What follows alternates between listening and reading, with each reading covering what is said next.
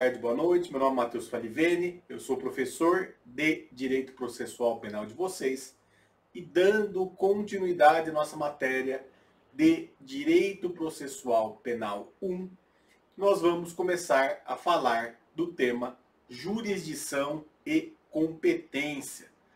São dois temas separados, um é jurisdição e o outro é competência, porém eles são estudados de forma conjunta em nosso programa, pois são temas interdependentes. Bom, nosso conteúdo estará dividido em 3 aulas. Na primeira aula eu irei falar sobre a jurisdição e nas aulas 2 e 3 eu irei falar sobre o tema da competência, que é bem mais extenso. Então, para começar a tratar nosso tema, na aula de hoje a gente vai falar sobre a jurisdição. Então, o conteúdo, primeiro eu vou dar uma breve introdução, depois eu vou falar dos princípios da jurisdição e, por fim, eu irei falar das características da jurisdição. Bom, introdução, primeiro tópico nosso aqui sobre a jurisdição é a introdução. Coloquei lá, separada a fase da autotutela dos conflitos penais, exceção aqui para alguns casos excepcionais permitidos em lei, como a legítima defesa, o Estado, por meio da atividade jurisdicional, avocou para si a pacificação desses conflitos, substituindo-se assim a vontade das partes. Então, o que acontece? Já estudaram isso possivelmente em História do Direito. Existia uma fase em que havia a autotutela. A pessoa fazia uma coisa agressiva contra a outra ia lá e matava e cortava o braço fora, lei do talhão, o código de Manu, etc. Hoje em dia não é mais assim. Hoje em dia quem aplica o direito, e especialmente o direito penal, é o Estado. E o Estado o faz por meio da chamada jurisdição. Tá? É a jurisdição que aplica o direito. Tanto que vocês estudaram isso em Teoria Geral do Direito, a jurisdição é o poder de dizer o direito. Continuando, e aqui está o conceito, pode-se conceituar a jurisdição como o poder-dever do Estado exercido pelo judiciário de aplicar o direito ao caso concreto por meio de processo. Tá? Então, conceitua-se a jurisdição como poder-dever do Estado exercido pelo judiciário de aplicar o direito ao caso concreto por meio de um processo. Aqui na nossa matéria a gente estuda o direito como teoria. Só que o direito ele não existe sem o caso concreto. Na vida real, o direito não existe sem um caso concreto. E compete ao Poder Judiciário, por meio da jurisdição exercida pelos juízes, aplicar o direito ao caso concreto. Então eu coloquei também, jurisdição vem do latim, juris dictio, que significa dizer o direito. É uma palavra de origem latina. Então, este é o conceito de jurisdição. Passada essa ideia do conceito de jurisdição, nós vamos agora estudar os princípios da jurisdição. Quais são os princípios da jurisdição, especialmente aplicados ao direito processual penal. O primeiro princípio é o chamado princípio da investidura.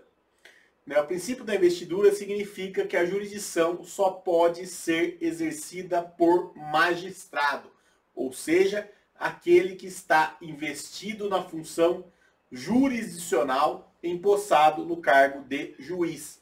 Então, somente quem pode exercer a jurisdição é o juiz que está empossado nesse cargo, seja por meio de concurso, seja porque ele foi aprovado no concurso, seja porque ele tomou posse como desembargador ou como ministro.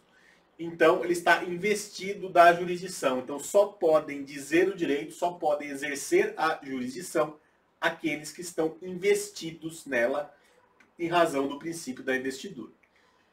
Depois, a gente tem o chamado princípio da indelegabilidade da jurisdição. E esse princípio da indelegabilidade significa que não pode um órgão jurisdicional delegar sua função a outro, ainda que este também seja um órgão jurisdicional. Então, pela ideia de indelegabilidade, não pode um órgão jurisdicional delegar a outro.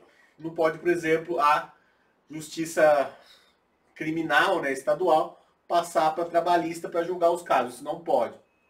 Tá? Então eu coloquei, tal princípio comporta exceções, como o caso da expedição de carta precatória ou de carta rogatórias, que serão estudadas mais para frente no nosso curso. O que acontece? Nesses casos, você delega a prática de um ato processual. Tá? Então, supondo, a jurisdição por exemplo, vai ouvir o presidente da República numa ação penal.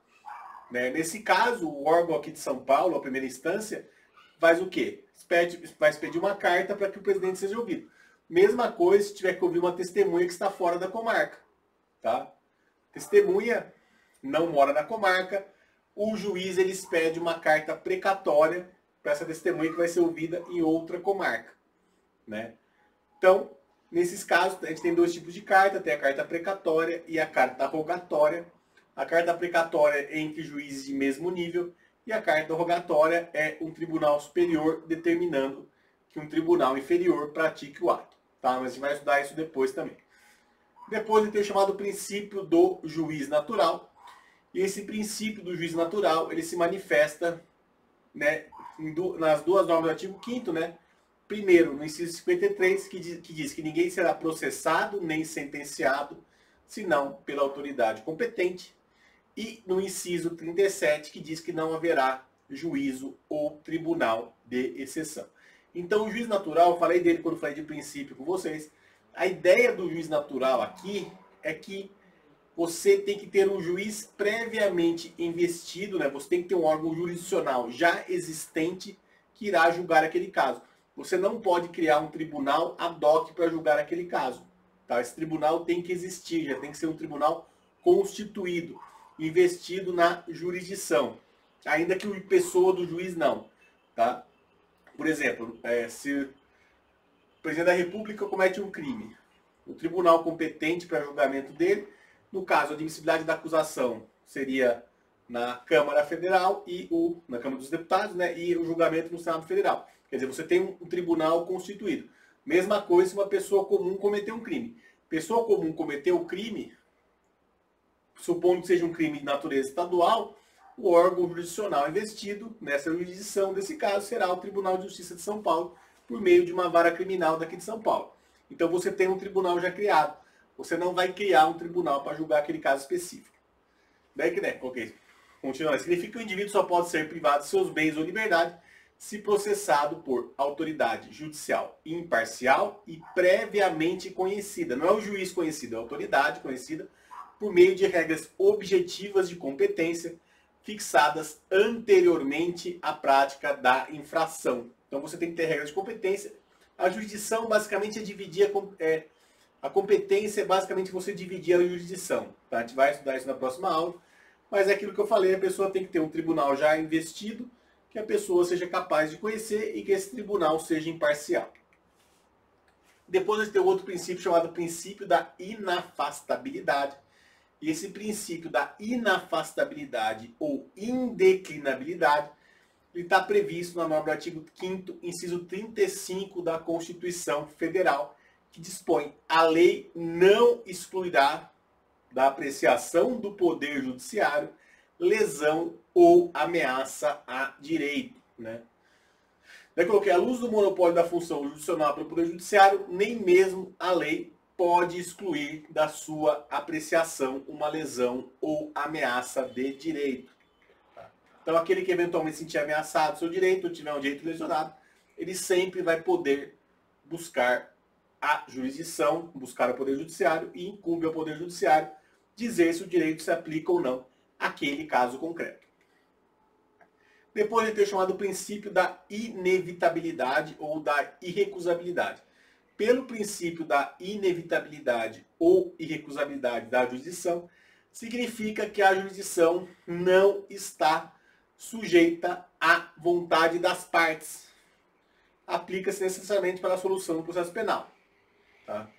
E é, pois, decorrência da natureza obrigatória da solução jurisdicional para os conflitos da esfera penal. Tá? No direito penal, no processo penal, não tem como as partes escolherem a jurisdição, né? As partes não têm disposição sobre isso, não tem foro de eleição em matéria penal. Tá? Então, no processo penal, a jurisdição é inevitável. Né? Você aplica o princípio da inevitabilidade da jurisdição.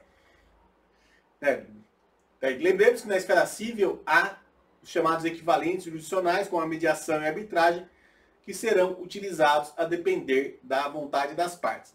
Mas o mesmo não ocorre no âmbito da jurisdição criminal, em que a atividade judicial, como vimos, é irrecusável. Então, quer dizer, a gente não pode escolher o foro, não pode também deixar, que o direito penal ele só é aplicado por meio da jurisdição criminal, por meio da jurisdição penal. Você não pode aplicar o direito penal por meio de arbitragem ou mediação, ao contrário do que acontece no civil, em alguns casos, onde é possível você ter arbitragem ou mediação. Depois eu tenho o chamado princípio da improrrogabilidade. O princípio da improrrogabilidade ou da aderência significa que o exercício da função jurisdicional pelo magistrado somente pode ocorrer dentro dos limites traçados pela lei, seja na abrangência territorial, seja na matéria a ser apreciada. Então, quer dizer, a gente vai ver as regras de competência nas próximas aulas, e as regras de competência dizem o que o magistrado pode julgar e quem que ele pode julgar, quais são as matérias e pessoas que eventualmente ele pode julgar. Ele não pode sair disso, ele não pode sair desse quadrado, digamos assim, ele tem que ficar adstrito às regras legais de competência, tanto territorial, quanto a matéria, quanto as pessoas. A gente vai estudar isso quando nós estudarmos a questão da competência. Então não pode o juiz de São Paulo querer julgar um caso que aconteceu em Jundiaí ou que aconteceu em Campinas, porque ele não vai ter competência e a jurisdição é improrrogável. Tá?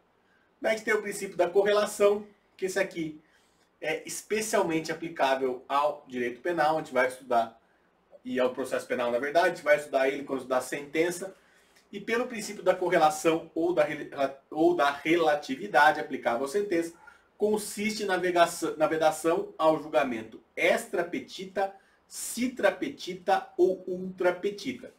Dessa forma, impõe-se a correspondência entre a sentença e o pedido formulado na inicial acusatória. No penal, isso é especialmente relevante porque é a inicial acusatória, seja uma denúncia ou uma queixa, que limita o âmbito de julgamento do processo. O juiz não pode sair daquilo que foi alegado na inicial acusatória, até porque a defesa se defende disso. Tá? Então você não pode ter um julgamento extra petita, que é aquele que ultrapassa o que foi pedido. Você não pode ter o citra petita, desculpa, você não pode ter o extra petita, que é aquele que sai fora do que foi pedido. Você não pode ter o citra petita, que é aquele que julga abaixo do que foi pedido. E nem o ultra petita, que é aquilo que julga, né, acima do que foi pedido. Então, quer dizer, tem que ficar nos limites do que é acusado. Lógico, a ação pode ser procedente ou ela pode ser improcedente, mas o juiz não pode sair desses limites sob pena de violação do princípio da correlação, que é especialmente aplicável em casos de condenação. Quando o juiz criminal vai condenar alguém, ele não pode sair daqueles limites que foram colocados na inicial acusatória. Depois, o princípio do devido processo legal, né? A gente já estudou isso aqui com os dois princípios gerais do processo penal. O princípio do devido processo legal está esculpido no artigo 5º, inciso 54 da Constituição Federal, que diz que ninguém será privado de sua liberdade ou de seus bens sem o devido processo legal. Daí significa, em última análise, afirmar a necessidade de um processo prévio, informado pelo contraditório, ampla defesa, juiz natural, motivação das decisões, publicidade, presunção de inocência, direito de audiência, direito de presença do réu e duração razoável, que são mais ou menos aquilo tudo que a gente estudou quando a gente viu os princípios do processo penal. E depois de estudar os princípios, a gente vai ver quais são as características da jurisdição, né? Quais são as características que informam a jurisdição. E a primeira característica de extrema importância é a chamada inércia da jurisdição. Porque a atuação dos órgãos jurisdicionais depende de provocação da parte. A parte que deseja ter um provimento jurisdicional, ela deve provocar a jurisdição. Por quê? O juiz é inerte. Por exemplo, eu coloquei totalmente vedado ao juiz dar início à ação penal. A inércia dos órgãos jurisdicionais decorre do princípio do ne procedat iudex ex officio, como também do sistema acusatório que foi pretendido pelo nosso Constituinte e que hoje está de forma clara esculpido no Código de Processo Penal. Então o que acontece? Não pode o juiz ir lá e fazer ação penal, no caso do penal, né? Que no caso penal incumbe ao Ministério Público ou à vítima na ação penal privada, né? O querelante, adentrarem, né? Proporem a ação penal. Não cabe ao juiz fazer isso de ofício, porque não é incumbência dele. A função do juiz é julgar e não propor ação penal, então por isso a jurisdição é inerte. Depois a gente tem outra característica que é chamada substitutividade, que significa que com o fim da autotutela coube ao Estado monopolizar a função de solucionar eventuais conflitos de interesse entre as pessoas. O Estado, por meio da jurisdição, passou, portanto, a substituir a vontade das partes. Se o meu vizinho me xinga, eu não posso ir lá e arrancar a cabeça dele fora. Eu vou ter que entrar com uma queixa-crime e o Estado vai condenar ele. Então isso é a questão da substitutividade. Depois a gente tem a questão, outra característica, que é a aplicação do direito, né?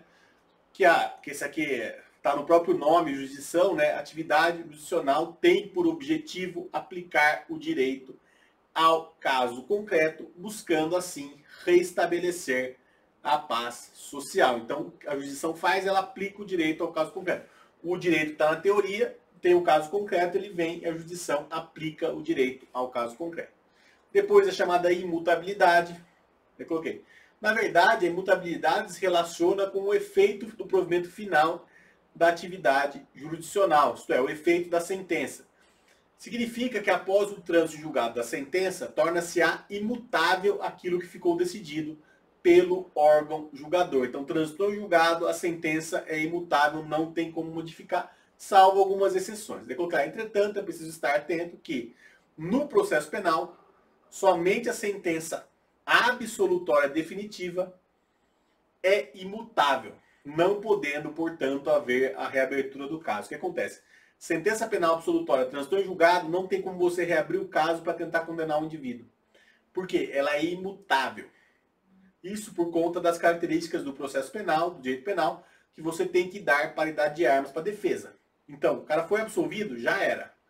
Agora, se ele for condenado, eventualmente é cabível a revisão criminal, como eu coloquei ali. A imutabilidade não se aplica às sentenças condenatórias definitivas, uma vez que é possível impugná-las por meio de ação de revisão, a chamada revisão criminal, que ela está prevista no artigo 621 e seguintes do Código de Processo Penal, que a gente vai estudar no próximo semestre do curso. Tá? E assim eu encerro essa aula. Na próxima aula a gente vai falar sobre competência. Eu espero vocês lá. Muito obrigado.